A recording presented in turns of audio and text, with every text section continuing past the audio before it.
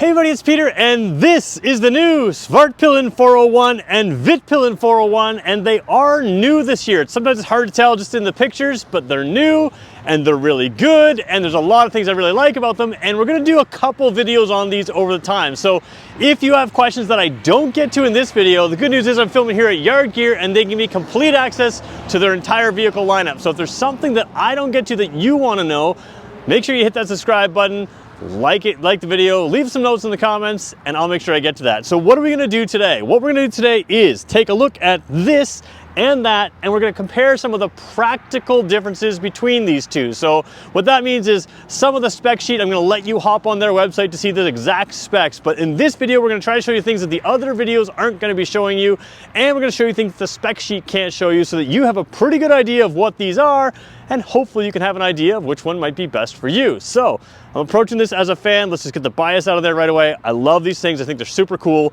but the new generation makes me much happier than the previous generation. So let's start with these. Let's start taking a look at them in depth. So the first thing we have to do is kind of place these in a class, and because of their relatively small engines, less than 400 cc's, although bigger than the last less than 400 cc, so more displacement than the past, but still small displacement single cylinder bikes, a lot of people are going to place these in what they call a beginner bike class. Now, I'm hesitant to put it in that. I get why people do that. To me, a beginner bike is kind of more bare bones in spec than these ones. So I like the term low displacement bikes because I think experienced riders will enjoy these. If you're a newer rider, absolutely you can ride these. So it's not like I'm taking it out of the beginner bike class, but I do think they have a little bit more legs because of the technology. So this one is street oriented. This one is also street oriented, but it's got those off-road tires. We're gonna talk about some of the differences in that and some of the benefits to that. And we're just gonna go through bit by bit and help you decide if these are right for you. All right, this is the broken record part of my videos. If you've seen them before, I always say this. If you've seen my videos before, you know I love to start with the front tire because that is where the manufacturer's intent can really be seen. And this is where I say, you know, you could first start seeing these are not typical beginner bikes. If I just showed you this and didn't show the engine, you would not think this is a beginner bike. I have a 4-cylinder 950 cc Kawasaki, and its tires aren't anywhere close to these. When I say these are upgraded tires over the typical beginner bike, it's not like they're like 1 or 2 steps up. They're like 5 or 10 steps up. They're a big jump from the typical beginner bike tire. So Michelin Power 6 tires on a little well, I call it 401, but it's less than that cc, single cylinder, small displacement bike. This thing is all the grip you need. And the fun part about these smaller lightweight bikes is you can really kind of reach their handling limits. And a lot of time on a typical beginner bike, the handling limits are limited by bad tires and bad suspension. You don't have that here. You got great tires here. And like, I really do mean that, great tires. And then you also have adjustable suspension that's upside down suspension. So not a lot of beginner bikes have the upside down suspension, some do, but this one is both upside down and adjustable, which is nice because as you're dialing in your handling, you can really kind of dial in exactly how you want for the roads you want, for the type of ride you want. You're gonna use this bike as an everyday bike, so you can soften it out for everyday use, you can firm it up for track use, or you can have it anywhere in between there for whatever you want, for the type of road, the type of riding, whatever you're gonna do. And then you have over here the sort of radial mount caliper. So that's a sort of aggressive type mount. Now it's only a single disc, again, fairly lightweight bike. It's also a fairly, you know, not a crazy fast bike. You're not gonna go, you know, high triple digits miles per hour all the time on this thing. So you don't need a double disc, but good quality brakes down here. All of that means you can see there's definitely a sporty intent to this bike. Now let's switch over to the Svartpilen. So where the Vitpilen goes with a sporty sort of a ride, this one goes with more of an adventure ride, but it's still the same class of bike. So it's more of a scrambler, more of a, you know, on-off-road bike, but what you end up with, again, is a nice upgrade in tires. These tires are not the cheapest tires you could get for off-road. They are the Pirelli, what do we call them again? Oh boy, I had it in my head, Scorpion Rally STR. So something like the Yamaha Touareg would come with these kind of tires, I believe, or even the KTM 790, I believe, comes with these types of tires. I could be wrong on that, but the point is these would be common on those bikes, which again, much more expensive bikes, much more aggressive terrain than you maybe might expect this one to take with. Now, what I like about this is I think for the majority of these riders, these haven't got tremendous ground clearance, they haven't got massive suspension travel. So for the majority of these riders, you're going to be riding down gravel roads on this when you go off-road, dirt roads, but you're not gonna go off crazy trails, crazy jumps. So to me, the nice thing about these tires is they are very good on the road as well. They have a nice curvature to them. They don't have massive lugs. And that's really what makes this special, is you have the ability to kind of travel everywhere with a bike like this while still you know, being very, very comfortable, very grippy on the road. So again, less sport grip, a little bit more off-road grip. The other thing that's different is the wheels. The wheels are spoked wheels, which is a symbol that these are sort of rally style. These are stronger on an off-road environment. And then of course you've got the ABS brakes and the discs there, same radial mount, same adjustable type suspension in there. A different fender on here, not a ton of clearance, so this is not this is not made like a dirt bike for mud, but a different fender. It's going to protect the lower part of the suspension and also give you that sort of street style fender there. So good start on both of them. Both of them are street oriented, but one is more sport and one is more SUV if you want to kind of go that way. So taking a look at the heart of these bikes, this is an upgraded engine. Now it has a Husqvarna label on there, but of course these are also KTM engines, and this is the new one. So if you were to go by right now up the road, the current KTM 390 Adventure, it actually has a different engine in this. So what's different? Well, this one has more displacement, but it's actually a smaller engine, smaller like physical size. So, you know, more power, more torque down low, but also they've really designed it from the ground up to be a compact, good handling bike. And that's what you get here. So again, you can see here in the frame feels a little larger to me, but everything is nice and compact in here. These are gonna be great handling bikes. So a couple little things worth noting, again, part of that handling. Well, first of all, let's just talk about one little detail here. This is, of course, liquid cooled, but both these bikes have a little radiator cover here. You almost never see that on an entry-level bike. Just a little bit more decoration on there to keep it looking sharp. And of course, down low as well, on both of these bikes, you have an exhaust that does all the work down low. So comes down here, catalytic converter and everything's down there. No side pipe there. All of that is going to keep the heavy weight down low. You want the weight forward and low to have a great handling bike. You have no exhaust coming up in the way. Sometimes like the Ninja 500, that exhaust is really tight for a lot of people's feet. No issues on that on this because that exhaust stays low. And of course, it's great for handling. Taking a look at the Svartpilen here. Again, not a lot to show you any different. The real only difference is you do have a steel skid plate underneath there. I believe it's steel, not aluminum, but you have a solid non-plastic skid plate. So again, when you do hit those gravel roads and you're shooting those stones up, you're hitting them into something solid, not something soft, and you have a little bit extra protection. Other than that, same engine, same philosophy.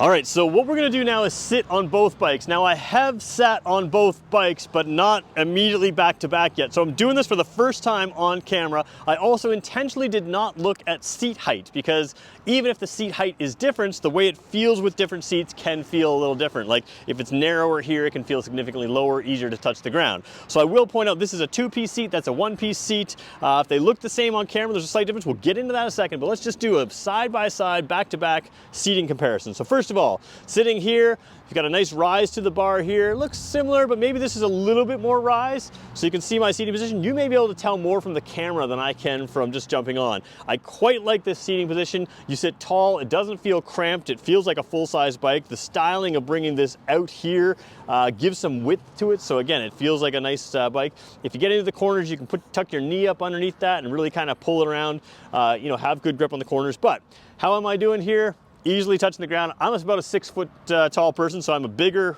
taller person than some. But I think if you were shorter than me, you'd have no issues feeling confident on this bike. Mirrors are well placed up over and past my shoulders, well outside the bike. So very good visibility, very comfortable, kind of all day comfort on a bike like this for me. And of course has this off-road. Now this one does have the little shield out in front of the gauge cluster there. That's one little difference that you see. So that's this one here. This is the Svartpilen. Let's look at the Vitpilen. Vitpilen single piece seat. Jumping on here, yep, handlebars are a little different. So I am a slight little bit turned forward on this one. Just a very slight little bit more leaned forward. This is the thing where some people say, oh, I want the most upright possible. For me, this or this is not a significant difference in comfort to me. So if you really, really, really want an upright bike, that one's gonna be closer. If you really, really want a leaned over bike, this one's gonna be closer. As far as comfort, it's kind of a wash for me. To me, I think I prefer that. That's just me. I've driven a Versys 650 in the past. I drive a Z900 RS SE right now. Both of those are fairly upright bikes. So a slight little bit of difference, but it's just the handlebar. Honestly, you could swap out the handlebar and probably have the exact same position on both. I don't know if the foot pegs are different though. I felt like the other one's maybe a little closer. We'll just jump back on. You can see that tight angle here. Let's go back to the other bike, you know, easily flat footing, but let's go back to the other bike just for a quick second and see where the foot peg is. The seat, the kickstand's in a little bit of an awkward spot. I'll show you that in a second. Let me come back over here and see if the foot pegs are any different. No, they're fairly similar. So there you go. I think it's just the handlebar that's different. Obviously the seat is different, but from a comfort difference, doesn't seem to make a whole lot of difference to me. So let's keep moving through.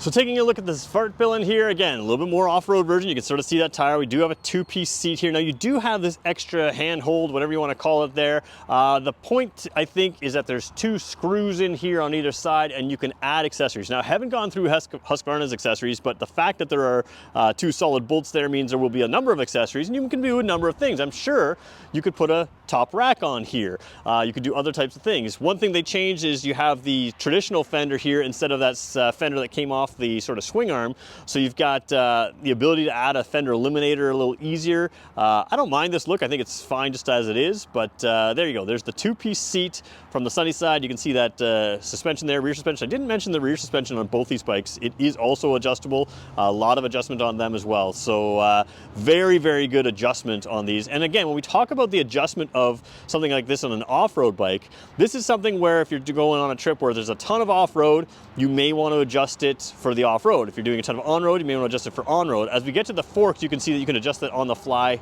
tool-free, which is kind of nice. You do need a tool to adjust the rear shock. So again, you can bring that along, but again, tool-free in the front is quite nice. So the other little difference we're going to show you, there's a little piece up there, but let's just show you the seat first on the Vitpilen. All right, Vitpilen, you can see in the bottom corner, a little bit smoother tire there. And again, single piece seat. So this is, in effect, it gives you a little bit longer seat, I would think, but I don't know if that's just because where the strap is. Again, both are quite comfortable for me, not a huge difference. If I was to give the win to one, it would probably be the other one, the Svartpilen. But I mean, it's not, either one you give me, I'm gonna be perfectly happy with. Just gonna zoom in here too. Remember, this one does not have that sort of, whoops, just knocked my microphone there. This one does not have the rear rail down there. So as we zoom in here, you can still see you've got those attachment points there. So you could add the same accessories on either one if you wanted to have a rail or I'm sure a rack, whether it's through Husqvarna or the aftermarket. All right, let's take a look at the dash of both. They are essentially identical. So let's just quickly do that. Actually, we'll show you one little thing different here. The front headlight, we did talk about the little lip spoiler there, a little tiny bit of a windshield in there. Obviously it looks like it mounts sort of down into this section. Maybe you could do a taller one if you wanted to on a bike like that. I don't know. Looks like it would be a similar mount on the other, but there is no windshield on this one. I think we'll use this one for our dash explanation. The dash, to me, from everything I can tell, looks identical. The controls are definitely identical, so we're gonna just use the one bike for these. So before we get to the dash, we're going to zoom in here. Just want to sort of show you where we're getting at. There's a white little lever right there, and there's a red one on the other side. Red for rebound, white for compression, and there is your manually adjustable suspension on both these bikes. So remember, on the off-road style bike, you can adjust it anytime, just even like as you head from an off-road to an on-road, you can do your clicks from there, adjust that by spinning it quite easily, or on this bike with the great tires, you can really adjust up that suspension to do exactly what you want to do on road. So I just want to make sure I point those out. The fact that you can adjust them by hand instead of tools means you're really going to learn what suspension adjustment does, and if you move on to a bigger bike in the future, you're going to have a good sense of what playing with your suspension can really do for your ride characteristics of the bike. So that's why I really like this. I think if you have to bring tools, you just don't touch it nearly as much, whereas this, you can tweak it on the go. You can even tweak it while you're riding. You shouldn't, but you could. All right, taking a look at the dash here, you're gonna see a couple things. I'm gonna turn the key to the on position. You're gonna see the dash kind of light, and there is some flicker in there. Don't worry about the flicker if it continues to go on. There's gonna be some warnings in this bike. Again, this bike is really just fresh off the showroom floor, barely arrived here, and I've got it going here. So what you have here is a really, really nice dash. Now I wanna be clear, dashes like this don't film great on camera. The fact that this looks pretty clear on your screen, if it does, should be a really good indication of how clear it looks in person. It is a excellent dash, and it's got a lot of things I like. These are sort of KTM type things. So here's bike info, right? So bike info, I don't know if you can see it clearly there. Red means the tank is low. Yellow means the coolant is not quite ready yet, right? Green means the battery is good. So you can tell at a glance where things are on this bike. So hey, I need fuel, I'm not warmed up, but the battery is good. So those are all kind of interesting things to have here. And while you're doing that, you can see the speedometer is still down there. Technically, you can head into these menus even while you're riding, which a lot of manufacturers kind of lock you out of. So we're gonna go to the motorcycle one for just a second here. Ride modes. Ride modes are worth pointing out. There's two. You have a street mode and you have a rain mode, so that's kind of nice to have. Then the ABS mode here, you can have an ABS on both this and the Svartpilen, even though it's an off-road one. You have two settings there, Supermoto or regular. In other words, you can lock the rear wheel or you can keep them under. Actually, I should just point out, it lessens the front actuation of the ABS, and it can lock the rear wheel in that Supermoto mode. Then there's the traction control as well. So you don't need a ton of traction control on a bike with this power, but you've got the ability to let the rear wheel slide, which again, less fun I think on this, like Supermoto style. It's not a ton of power, but once you head onto the gravel road with the other bike, same idea. You can spin that, you can sort of use the rear wheel to steer if you want when you're off-road. We're gonna leave that on for whoever test drives this. But there's all kinds of things in here that are easy to read. So you can see red line here, comes up there right around 11,000 RPM red line. Speedometer's clear to read. We're in street mode. The ABS is set to road. The traction control is on. The other thing this bike has is a quick shifter. They don't call it a quick shifter. I think they call it a easy shift or simple shift or something like that. But it does have the ability to have a quick shifter on this bike, which again is a nice thing to have on a sort of low displacement bike. You know, that's what kind of takes away from the entry-level bike. So let's talk about a couple things that take away from entry-level bike. Really great tires here. Good suspension that is fully adjustable, really above average screen, above average electronics, all of that's in there. Let's take a look at some of the controls where we see more above average stuff.